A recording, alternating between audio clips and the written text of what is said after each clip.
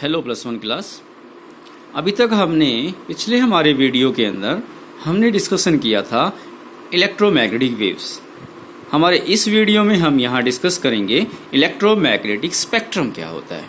तो अगर electromagnetic spectrum के ऊपर हम बात करें तो ये अरेंजमेंट होती है अलग अलग इलेक्ट्रोमैग्नेटिक वेव्स की, उनके वेवलेंथ या फिर उनकी फ्रीक्वेंसी के आधार पर।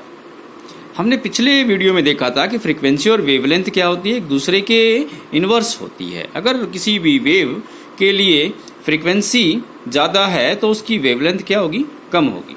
तो जैसे कि हम यहाँ पर बात करते हैं order according to the frequency, जैसे कि हमारी जो कॉस्मिक रे होती है, अब कॉस्मिक रे के अनुसार अगर हम बात करें तो उसकी फ्रीक्वेंसी सबसे ज़्यादा होती है, मगर कॉस्मिक रे की अगर हम वेवलेंथ देखें तो सबसे कम है।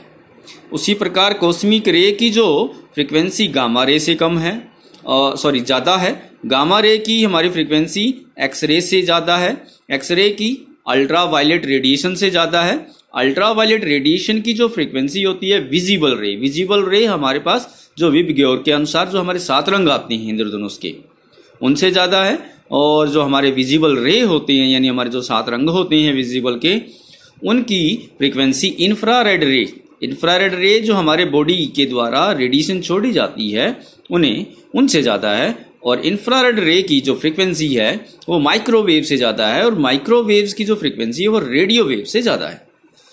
इसी प्रकार वेवलेंथ के अनुसार ये होगा इससे उल्टा। अगर नेक्स्ट हमारे पास जो टॉपिक जाता है वो जाता है प्लैंक्स क्वांटम थ्योरी। देखो यहाँ पर प्लैंक्स क्वांटम थ्योरी ने इलेक्ट्रोमैग्नेटिक वेव्स जो थ्योरी थी उसकी कुछ बातों को गलत ठहराया और उनके अंदर मॉडिफिकेशन किया। तो जैसे कि इलेक्ट्रोमैग्नेटिक वेव्स ने क्या कहा कि जो किसी भी सोर्स के द्वारा जो लाइट छोड़ी जा रही है, जो रेडिएशन छोड़ी जा रही है, वो कंटिन्यूअस है। मगर प्लैंक्स जो क्वांटम थ्योरी है उसने ये कहा कि जो किसी भी लाइट सोर्स के द्वारा जो रेडिएशन छोड़ी जा रही है, मतलब सूरज से प्रकाश जो छोड़ा जा रहा है वो लगातार नहीं है, उनके बीच में गैप है। तो मतलब उन्होंने कहा कि ये डिसकंटिन्यूअस है। द रेडिएशन इमिटेड या फिर absorb discontinuously in the form of small packets of energy, वो छोटे छोटे पैकेट्स ऑफ एनर्जी के रूप में या तो छोड़ी जाती है या फिर एब्जॉर्ब की जाती है। उन छोटे छोटे पैकेट्स को क्वांटा कहा, क्वांटा भी कह सकते हैं, क्वांटम भी कह सकते हैं, और फोटॉन्स भी कह सकते हैं। तो डेफिनेशन आती है फोटॉन्स क्या होते हैं या फिर क्वांटा क्या होते हैं। The small packets of energy is called the quantum या फिर क्वांटा या फिर फोटॉन्स। अब उन्होंने कहा कि the energy of each quantum, यानी जो रेडिएशन आई है, किसी भी लाइट सोर्स से जो रेडिएशन आई है उसका जो एक सबसे छोटा जो पार्टिकल क्वांटम है उसकी जो एनर्जी है वो डायरेक्टली प्रोपोर्शनल है उसकी फ्रीक्वेंसी के। मतलब जितने ज़्यादा साइकिल वो 1 सेकंड में काटेगा उतनी ही ज़्यादा उसकी एनर्जी होगी। तो energy is directly proportional to its frequency. तो इक्वेशन के अनुसार उन्होंने बताया E is equal to H nu. H यहाँ पर प्रोपोर्शनलिटी कॉन्स्टेंट लगाया जो कि प्लैंक्स कांस्टेंट जिसकी वैल्यू है 6.63 into 10⁻⁻34 joule second. Joule second इसकी यूनिट है। अगला जो उन्होंने बात किया, उन्होंने कहा कि जो टोटल एनर्जी इमिटेड और एब्जॉर्ब बाय ए बॉडी, मान लीजिए एक रेडिएशन का जो पार्टिकल्स है वो एक बार में n फोटॉन्स को वहां पर छोड़ता है। तो n फोटॉन्स को उसने छोड़ा तो उसके द्वारा जो टोटल एनर्जी छोड़ी गई, एक फोटॉन की जो एनर्जी रहेगी वो रहेगी h न्यू। तो मान लीजिए उसने n फोटॉन्स अगर छोड़े तो उसकी जो एनर्जी हो जाएगी NH न्यू, मतलब it is the integer multiple of the quantum. Quantum energy हुई h न्यू। तो मतलब यहां पर मान लीजिए उसने एक फोटॉन छोड़ा तो n की वैल्यू 1 हो जाएगी, 2 छोड़े तो 2 हो जाएगी, 3 छोड़े तो 3 हो जाएगी। तो यहां पर ये हमारे पास थी प्लैंक्स क्वांटम थ्योरी की मेन पोस्टुलेट्स।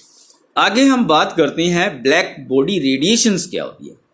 तो ब्लैक बॉडी के बारे में हम बात करें कि एक बॉडी परफेक्टली ब्लैक बॉडी कब कहलाएगी, जब कोई भी बॉडी सभी प्रकार के रेडिएशन को या तो एब्जॉर्ब कर सके या फिर इमिट कर सके तो हम उसे ब्लैक बॉडी कहेंगे। तो an ideal body which emit and absorb the radiation of the all wavelength या फिर all frequency. Is called the black body, यानी परफेक्टली ब्लैक बॉडी सभी रंगों को अवशोषित कर सकती है और सभी रंगों को छोड़ सकती है। आप ब्लैक बोर्ड को देख सकते हैं, अगर आप फ्रंट से देखेंगे तो ब्लैक कलर का दिखाई देता है, अगर आप साइड से देखेंगे तो लाइट रिफ्लेक्ट होकर हमें व्हाइट कलर का बोर्ड दिखाई देता है रिफ्लेक्शन के द्वारा। आगे हम बात करते हैं फोटो इलेक्ट्रिक इफेक्ट की, हम बात करते हैं। तो फोटो इलेक्ट्रिक इफेक्ट क्या था? तो जैसे कि कुछ मेटलें जो होती है, अगर उन्हें धूप में रखा जाए तो उस धूप में जो फोटॉन्स है, जो रेडिएशन उससे मेटल के सरफेस से टकराते हैं, उसके द्वारा वहां पर इलेक्ट्रॉन मुक्त होते हैं और मूवमेंट ऑफ इलेक्ट्रॉन होता है। मूवमेंट ऑफ इलेक्ट्रॉन की वजह से उनके अंदर करंट पास होता है। इस प्रभाव को हम फोटो इलेक्ट्रिक इफेक्ट कहते हैं। मतलब the phenomena of ejection of electron, electron का निकलना from the surface of the metal, metal के सरफेस से, when light of suitable frequency strike on it, जब किसी सुटेबल फ्रीक्वेंसी की लाइट उसके सरफेस से टकराती है तो is called the photo electric effect. The emitted electrons are called photo electron, जो इलेक्ट्रॉन निकले हैं उन्हें हम फोटो इलेक्ट्रॉन कहते हैं।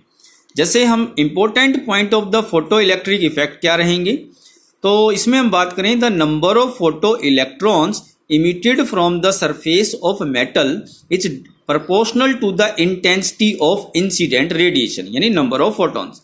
तो कहता है कि जितने फोटो इलेक्ट्रॉन्स, जितने इलेक्ट्रॉन किसी मेटल सरफेस से निकलेंगे वो उसकी इंटेंसिटी, मतलब जितने फोटोन उनसे टकराएंगे उसके ऊपर डिपेंड करता है। और ये फोटॉन्स की जो एनर्जी है उसकी एक लिमिटेड जो थ्रेशोल्ड एनर्जी है, उससे ज़्यादा एनर्जी की होनी चाहिए। अगर उससे कम एनर्जी के अगर फोटॉन्स टकराएंगे तो वो इलेक्ट्रॉन को नहीं निकालेंगे।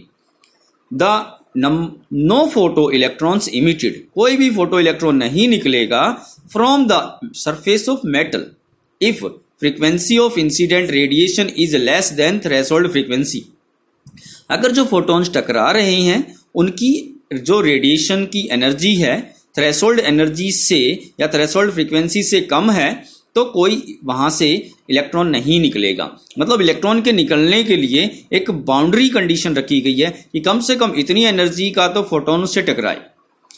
आगे कहता है कि the kinetic energy of emitted photo electrons is directly proportional to the frequency of incident radiation, यानी जो इलेक्ट्रॉन निकलेंगे और वो कुछ स्पीड से वहां पर ट्रैवल करेंगे तो उनकी जो इलेक्ट्रॉन जो निकले हैं उनकी काइनेटिक जो एनर्जी है, जितनी एनर्जी या फ्रीक्वेंसी के फोटोन उनसे टकराएंगे उसके डायरेक्टली प्रोपोर्शनल है। इसका एग्जांपल लेते हैं। मान लीजिए एक मेटल के सरफेस से इलेक्ट्रॉन को मुक्त होने के लिए कम से कम 20 यूनिट एनर्जी चाहिए। हमारा एक फोटोन उससे जाकर टकराता है, उस फोटोन की एनर्जी मान लीजिए 100 यूनिट है। तो मतलब 100 यूनिट एनर्जी का फोटोन मेटल सरफेस से टकराया, 20 यूनिट एनर्जी खर्च हुई इलेक्ट्रॉन को निकालने में, और जो बाकी उस फोटोन की 80 यूनिट एनर्जी जो बची है वो एनर्जी इलेक्ट्रॉन की काइनेटिक एनर्जी में कन्वर्ट होगी। तो टोटल एनर्जी कितनी हो जाएगी वहां पर? 100 हो जाएगी। तो यहां तक हम इसमें बात करते हैं। आगे हम आइंस्टाइन की जो फोटो इलेक्ट्रिक इफेक्ट की जो इक्वेशन है हम उसके ऊपर बात करेंगे।